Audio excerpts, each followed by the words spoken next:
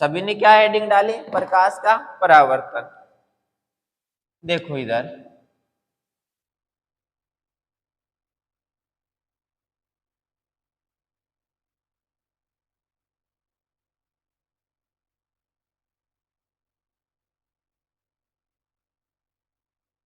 पहले हमें डायग्राम से समझ लेते हैं, फिर बाद में इसकी परिभाषा लिखेंगे। देखो डायग्राम से हम जब समझेंगे तो कैसे समझेंगे? आपको एक पृष्ठ लेना है। ये क्या है? पृष्ठ, सतह बोल सकते हो आप, और इसको पृष्ठ बोल सकते हो। यहां तक समझ आ गया? ठीक है। यहां पर पॉलिश की गई है, ये दर्पण की तरह है।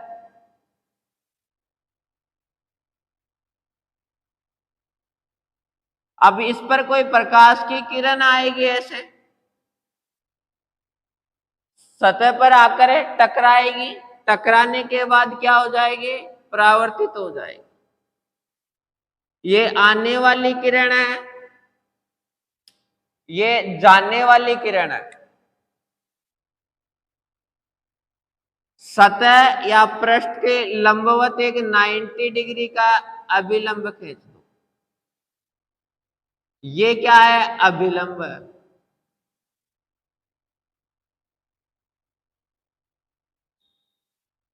इसको बोलते हो आप, सभी बोलोगे आपतित किरण, आने वाली किरण।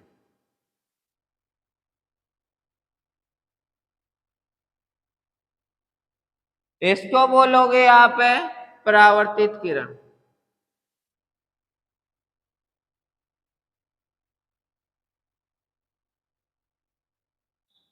यहां तक समझ आ गया? अब इधर देखना, इसको मैं थोड़ा इधर की तरफ लिख रहा हूं। ये पृष्ठ था, ये अभिलंब है। इस प्रकार प्रकाश की किरण आ रही थी। जो अभिलंब के साथ आने वाली किरण का कोण देखना है, इसको बोला जाता है आई। ठीक है, कोण आई। और इसको, इस कोण का नाम है आपतन कोण। आपतन कोण आई। इसी प्रकार हम इधर की तरफ देख लेते हैं भाई। ये अभिलंब है और ये जाने वाली किरण थी। अभिलंब के साथ इसका भी कोण देख लो, इसको बोलते हो आर कोण। हिंदी में नाम बात करोगे तो क्या बोलोगे? परावर्तन कोण। प्रेजेंट किया जाता है कोण आर से। ठीक है। सभी परावर्तन की परिभाषा लिखोगे, लिखना चालू करो। जब कोई प्रकाश की किरण, यदि कोई प्रकाश की किरण किसी सतह से टकराकर वापस, देखो ये प्रकाश की किरण आ रही थी, ये सतह से टकराई और वापस उसी माध्यम में लौट आती है, इसे क्या कहोगे? प्रकाश का परावर्तन कहते। ठीक है, ये हो गई प्रकाश का परावर्तन की परिभाषा। अब आगे देखते हैं प्रकाश के परावर्तन के नियम। नियम नंबर पहला, नीचे का मिटा दिया जाता है। नियम नंबर पहला, इधर देखना, ये कोण आई हो गया, ये कोण आर हो गया। ठीक है, इतना सही याद है।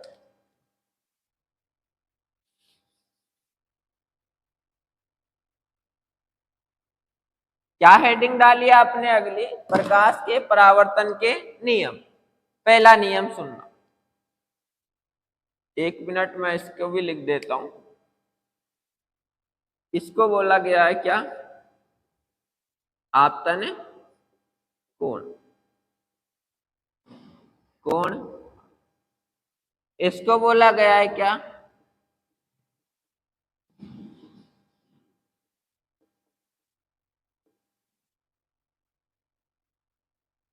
ठीक है, आगे सुनना, यहां तक समझ आ गया। नियम नंबर पहला,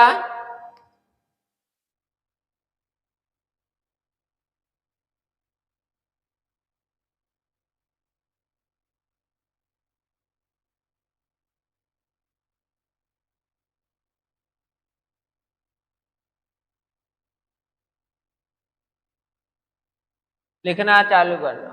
आपतित किरण, परावर्तित किरण एवं अभिलंब तीनों एक ही तल के ब्रैकेट में सतह लिख लेना, पृष्ठ लिख लेना, एक ही तल में उपस्थित होते हैं। पहला नियम कंप्लीट हो गया। ठीक है, अब दूसरा नियम सुनो। देखो, यह है क्या? आपतन कोण। कौन सा कोण है? आपतन कोण। ये कौन सा है? परावर्तन कोण।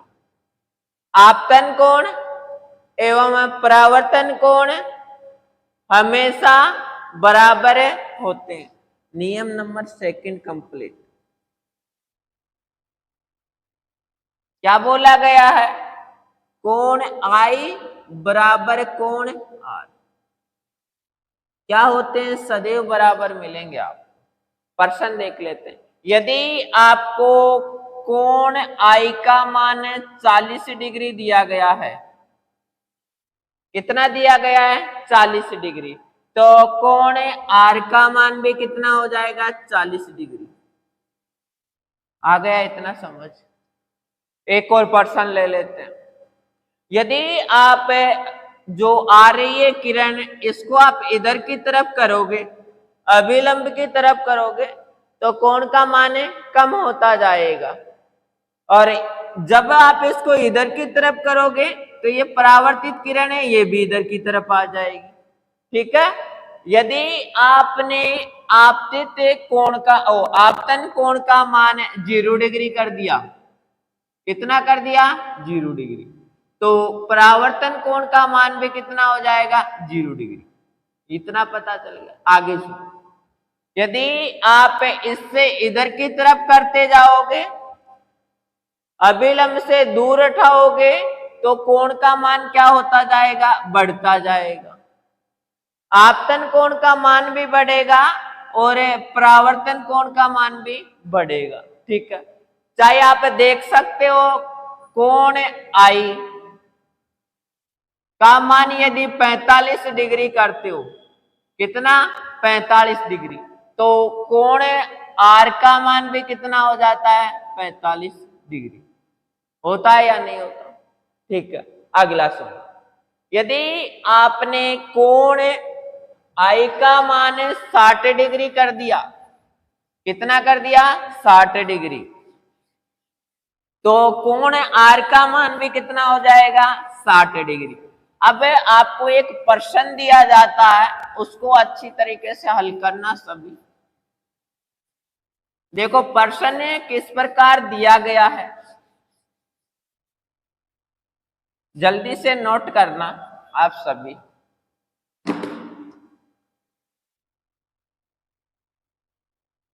ये कोई प्रकाश की किरण आ रही थी, इस प्रकार चली गई, ये अभिलंब है, इसके साथ ये 30 डिग्री का कोण बना रही है, तो यहां पर ये y कितने डिग्री का कोण बनेगा? अभय सदैव में सुनना, ये अभय सदैव में मिलता है 1 नंबर का प्रश्न। ठीक है, ये अभय दिया गया है आपको 45 डिग्री, ब के अंदर दिया गया है 60 डिग्री, स के अंदर दिया गया है 90 डिग्री, और द के अंदर दिया गया है 30 डिग्री। कितना डिग्री? 30 डिग्री। तो कौन सा नियम लगाओगे? प्रकाश के परावर्तन का सेकंड नियम। क्या बोला गया था? कोण आई, आपतन कोण कितना है? 30 डिग्री, है या नहीं है? और आपको क्या लिखाया गया था? कोण आई बराबर कोण आर। ये 30 डिग्री है, तो ये भी कितना होगा? 30 डिग्री। कितना आ गया मान 30 डिग्री, तो क्या होगा ऑप्शन द। लिख लिया सभी ने, समझ गए। ओके, आगे बात करते हैं दर्पण के बारे में। किसके बारे में? दर्पण के बारे में। इधर सुनना सभी लोग।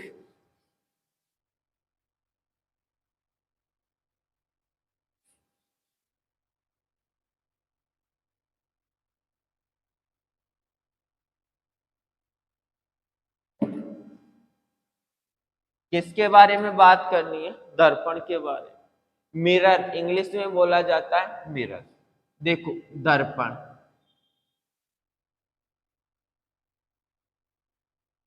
दर्पण दो प्रकार के होते हैं। कौन कौन से होते हैं उनके बारे में बात करेंगे। दो प्रकार के होते हैं, कौन कौन से होते हैं उनके बारे में बात कर लेते हैं। देखो एक तो होता है समतल दर्पण। कौन सा दर्पण है? समतल है दर्पण। एक होता है गोलीय दर्पण। कौन सा दर्पण है? गोलीय दर्पण। ठीक है,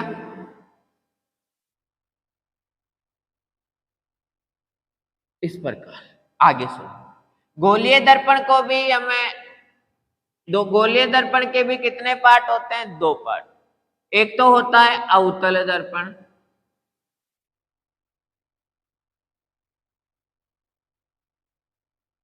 और दूसरा होता है उत्तल।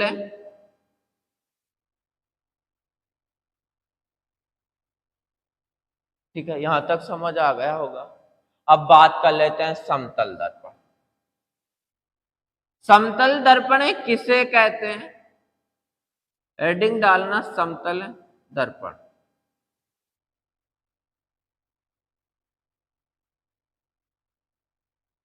एक कांच की पट्टी का लेनी है, ये से कोई कांच की पट्टी का ले लिया आपने।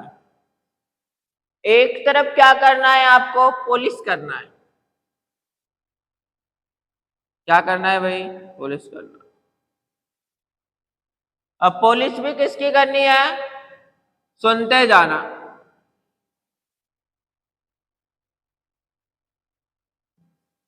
या तो आप कोबाल्ट की कर दो, या निकिल की कर दो, या फिर एजी की कर दो। यहां तक समझ आ गया? बड़ा वो मत लिखना, नहीं तो कार्बन मोनोऑक्साइड गैस बन जाएगी, जो विषैली गैस है। ठीक है ना, ये जरूर याद रखना थोड़ा सा। ये है सी बड़ा है, छोटा ओ है, इसका मतलब क्या है? कोबाल्ट है। और Na का मतलब क्या है? निकिल है।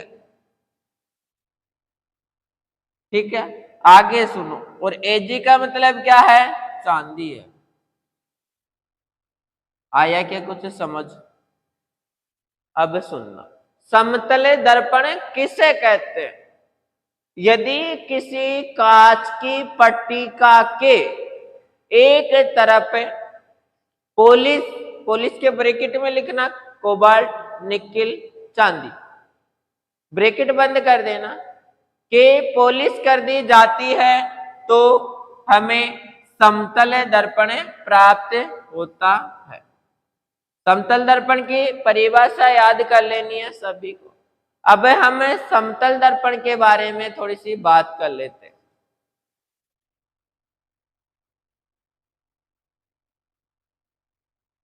ये जो आपके कांच वाच वगैरह हैं, जो आप शीशा देखते हो, चेहरा देखते हो, वो कौन सा दर्पण है?